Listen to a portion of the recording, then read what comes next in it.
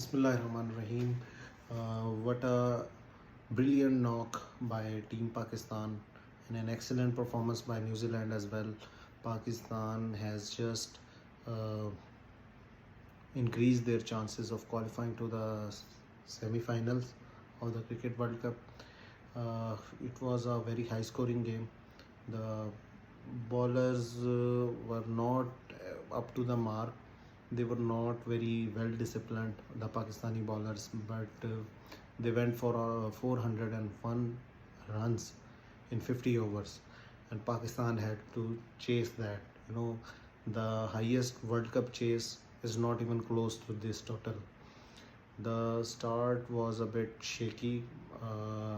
Abdullah Shafiq got out at 6, and after that Fakhr Zaman and Babar Azam not only stabilized the innings, but Fakhr Zaman's brilliant and very fast scored century at a strike rate of 150 plus, with 11 sixes and 9 fours, I think.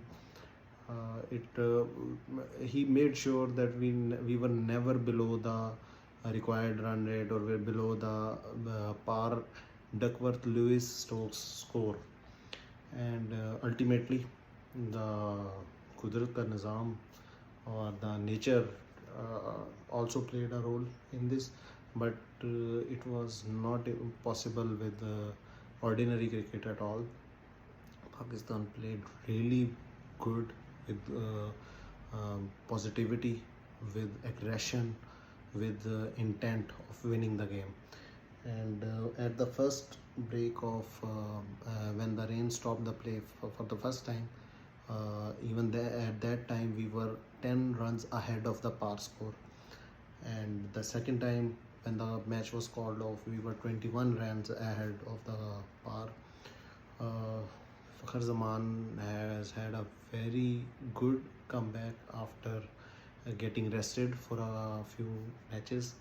His form was very bad before this World Cup and in the initial couple of matches, but thank God our match-winning players are finally gaining their form at the right moment.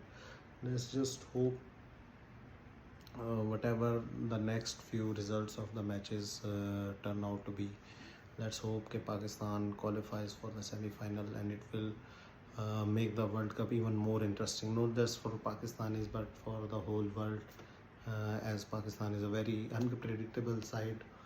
So, but again, well done, well played. I'm just hoping and I pray our bowlers